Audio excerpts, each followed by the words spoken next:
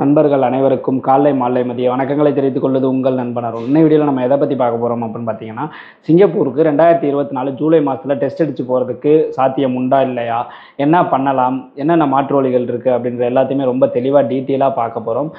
So இந்த video வந்து கடைசி வரைக்கும் ஃபுல்லாக பாருங்கள். நம்ம சேனலுக்கு நீங்கள் இப்போ தான் வர்றீங்க அப்படின்னா நம்ம சேனலை சப்ஸ்கிரைப் பண்ணி பெல் ஐக்கானை கிளிக் பண்ணி வச்சுக்கோங்க. சிங்கப்பூரை பொறுத்த வரைக்கும் பார்த்தீங்க அப்படின்னா டெஸ்ட் அடித்து போகிறது அப்படின்றது ரொம்ப ரொம்ப இம்பார்ட்டன்ட்டு.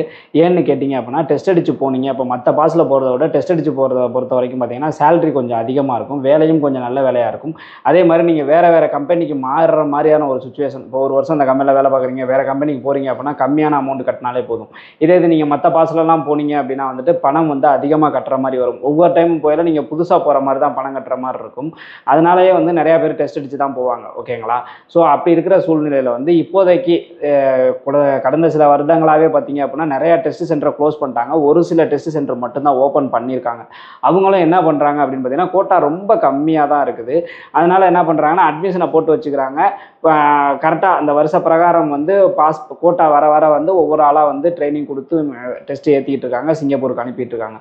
அதுலேயும் பார்த்தீங்க அப்படின்னா அவங்க தான் கம்பெனி போடுவோம் அப்படின்ற மாதிரியும் சொல்லிடுறாங்க. பேப்பர் வந்து தர்றது கிடையாது. நீங்கள் பாஸ் பண்ணிட்டீங்க அப்படின்னா பேப்பர்லாம் எதுவும் தரமாட்டாங்க. அவங்களே தான் கம்பெனி வந்து உங்களுக்கு செலக்ட் பண்ணி போட்டு கொடுப்பாங்க. அந்த கம்பெனிக்கு தான் நீங்கள் போய் ஆகணும். இந்த மாதிரி தான் ரூல்ஸ் வந்து இப்போ போயிட்டு இருக்குது. இதில் பார்த்தீங்க அப்படின்னா வந்துட்டு இன்னமுமே வந்து எந்த மாற்றமுமே ஏற்படலை, மாறுதலுமே ஏற்படலை. ரொம்ப கம்மியான பர்சன்ட் தான். இப்போ இந்த வீடியோவுக்கு கீழே கமெண்ட் செக்ஷனில் போய் நீங்கள் வந்து பாருங்கள், எத்தனை பேர் வந்து பணத்தை கட்டிட்டு எவ்வளோ நாளாக வெயிட் பண்ணிக்கிட்டு இருக்காங்க அப்படின்றத பாருங்கள். ஒரு சில இன்ஸ்டியூட்லாம் க்ளோஸே பண்ணிட்டாங்க, அதுலேயும் நிறைய பேர் பணத்தை கட்டி வச்சுருக்கிறாங்க.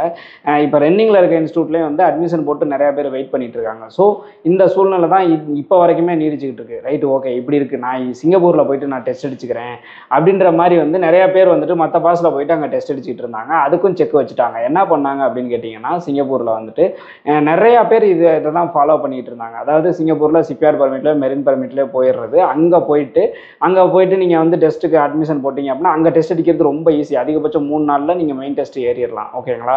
2 நாள் ட்ரைனிங் இருக்கும், 1 நாள் வந்து எக்ஸாமும் நீங்கள் பாஸ் பண்ணிடலாம். இங்கே மாதிரி ரொம்ப கஷ்டம் கிடையாது சிங்கப்பூரில் டெஸ்ட் அடிக்கிறது. அமௌண்ட்டும் வந்து இங்கே கம்பேர் பண்ணுறப்ப அங்கே நீங்கள் டெஸ்ட் அடிச்சிங்க அப்படின்னா அமௌண்ட்டுமே குறைவு. ஸோ நிறைய பேர் இந்த மாதிரி பண்ணிட்டு இருந்தாங்க. இதுக்கு என்ன பண்ணாங்க அப்படின்னு பார்த்தீங்கன்னா, சிங்கப்பூர் அரசாங்கத்திலேருந்து புதுசாக ஒரு ரூல்ஸ் கொண்டு வந்தாங்க. அது என்ன அப்படின்னு கேட்டிங்கன்னா, கம்பெனியோட லெட்டர் கண்டிப்பாக வேணும் அப்படின்ற மாதிரி சொன்னாங்க.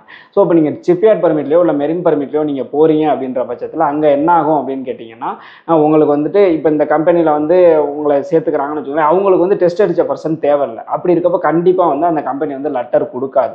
அப்போ வந்து அங்கே எப்படி தான் டெஸ்ட் அடிக்கிறது அப்படின்னு கேட்டிங்கன்னா, ஒரு சில கம்பெனி வந்துட்டு பார்த்தீங்க அப்படின்னா டெஸ்ட்டு லோ லெவல் தேவைப்படுற கம்பெனிகள் வந்து ஹை லெவலில் வந்து ஒர்க்கரை எடுத்து அவங்க டெஸ்ட் அடிக்கிறதுக்கு வந்துட்டு அலோவ் பண்ணி அவங்க கம்பெனி லெட்டர் கொடுத்து டெஸ்ட் அடித்து மாற்றிக்கிறாங்க. அது மாதிரி ஒரு சில கம்பெனிகள் பண்ணிட்டு தான் இருக்கிறாங்க. ஆனால் அது ரொம்ப ரேராக தான் வரும். அதுவும் வந்து போனோடனேலாம் உங்களால் டெஸ்ட் அடிச்சிட முடியாது. ஓகேங்களா? ஒரு சில ஏஜென்ட்லாம் சொல்லுவாங்க, நீங்கள் வந்து பணம் கட்டுங்க, அதிகமான அமௌண்ட்னு கேட்பாங்க. பிசிஎம் பர்மிட்டுக்கும் சிப்யார்ட் பர்மிட்டுக்கும் அதிகமான அமௌண்ட் கேட்பாங்க. நீங்கள் இங்கே பணம் கட்டிடுங்க, அங்கே போயிட்டு டெஸ்ட் அடிச்சுக்கலாம் அப்படின்ற மாதிரிலாம் சொல்லுவாங்க. அது வந்து நம்பிக்கையானவங்க சொல்கிறாங்க. 100% உண்மையாக இருந்தால் மட்டுமே நீங்கள் அந்த மாதிரி போகலாம். அதுவும் போனோன்னேலாம் எல்லா கம்பெனிலையும் அந்த மாதிரிலாம் பண்ண மாட்டாங்க. குறிப்பாக சிப்யார்ட் மெரின் பர்மிட்டில் கண்டிப்பாக பண்ணவே மாட்டாங்க. அப்போ என்னதாங்க இதுக்கு வழி, என்ன தான் நான் பண்ணுறது அப்படின்னு கேட்டிங்கன்னா, 2 ஆப்ஷன் இருக்குது. ஒன்று என்ன அப்படின்னு கேட்டிங்கன்னா, நீங்கள் வந்துட்டு டெஸ்ட் அடிக்கிறதுக்காக வெயிட் பண்ணி அட்மிஷன் போட்டு டெஸ்ட் அடிக்கிறதுக்காக வெயிட் பண்ணி 1 இயர் கூட ஆகலாம். ஸோ 1 இயர் வரைக்கும் நீங்கள் வெயிட் பண்ணிவிட்டு இங்கே ஏதாவது ஒரு வேலை பார்த்துக்கிட்டே இருங்க. டெஸ்ட் அடிக்கிறதுக்கு அந்த உங்களோட இது வருதானு ரெகுலராக வந்து நீங்கள் கால் பண்ணி கேட்டுக்கிட்டே இருங்க இன்ஸ்டியூட்டில்.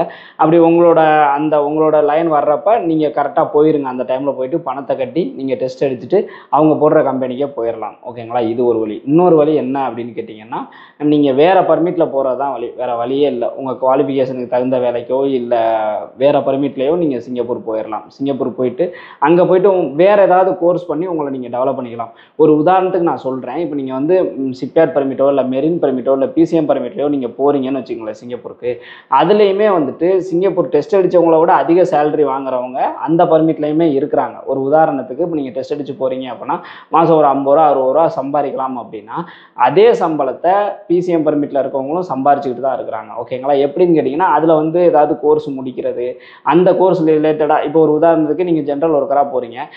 இப்போ பிசிஎம் பர்மிட்லேயுமே சேஃப்டி சூப்பர்வைசர் இருக்கும், சிபிஆர் பெர்மிட்லேயுமே சேஃப்டி சூப்பர்வைசர் இருக்கும். இந்த மாதிரி கோர்ஸ் எல்லாம் முடிக்கிறீங்க அப்படின்ற பட்சத்தில் கண்டிப்பாக வந்து உங்களோட தரம் வந்து உயரும். அப்போ கம்பெனி வந்து என்ன பண்ணுவாங்க அப்படின்னா உங்களை வந்து அந்த வேலைக்கு ஒரு சேஃப்டி சூப்பர்வைசராக மாற்றுறாங்க அப்படின்னா அதுக்கு தகுந்த சம்பளத்தை கொடுப்பாங்க. ஸோ இது மாதிரி கொஞ்சம் கொஞ்சமாக உங்களோட சம்பளம் உயரும். ஓகேங்களா?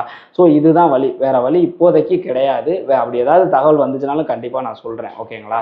இது வந்து கண்டிப்பாக உங்களுக்கு யூஸ்ஃபுல்லாக இருந்திருக்கும்னு நினைக்கிறேன். இந்த மாதிரி பயனுள்ள தகவலாம் தெரிஞ்சுக்கணும்னு நினச்சிங்கன்னா நம்ம சேனலை சப்ஸ்கிரைப் பண்ணி பெல் ஐக்கானை கிளிக் பண்ணி வச்சுக்கோங்க. மீண்டும் ஒரு வீடியோவில் சந்திப்போம். பாய்.